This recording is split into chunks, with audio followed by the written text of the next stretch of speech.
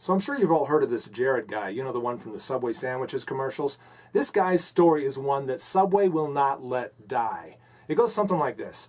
Jared was immensely obese and decided that he was going to lose weight by eating Subway sandwiches for like a couple years or something. He ends up being really successful. He loses a lot of weight, and Subway restaurants decides to make him their spokesman. I'm sure you've all seen the commercials. Jared stands there with this huge pair of pants that he used to be able to fit into. It's really compelling. And you look at that and you say, wow, all you got to do is eat Subway sandwiches and you're going to lose weight. Subway was very lucky to latch on to this really compelling story that they could use to sell you their sandwiches. And it is a compelling story, but what about the data?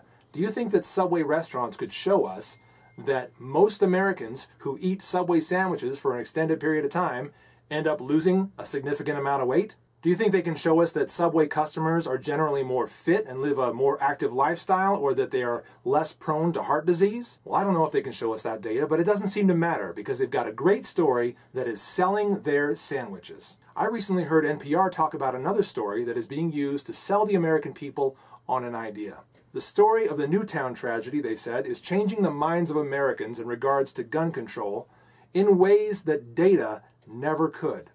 Data shows that weapons like the AR-15 are used to murder people less often than fists and feet. But the proponents of gun control don't seem to care about that data because they've got a compelling story now that they can use to sell you on the idea that AR-15s should be banned. That Jared guy from the Subway ads, yeah, he ate a bunch of Subway sandwiches and lost a bunch of weight, but he was an anomaly. That Adam Lanza guy, yeah, he used an AR-15 to kill a bunch of innocent kids at Sandy Hook Elementary School, but you know what? He was an anomaly too. Are you really willing to give up your Second Amendment rights because somebody is selling you on it by telling you a compelling story? Or do you want to do what the data suggests will keep you safer, which is to keep your weapons?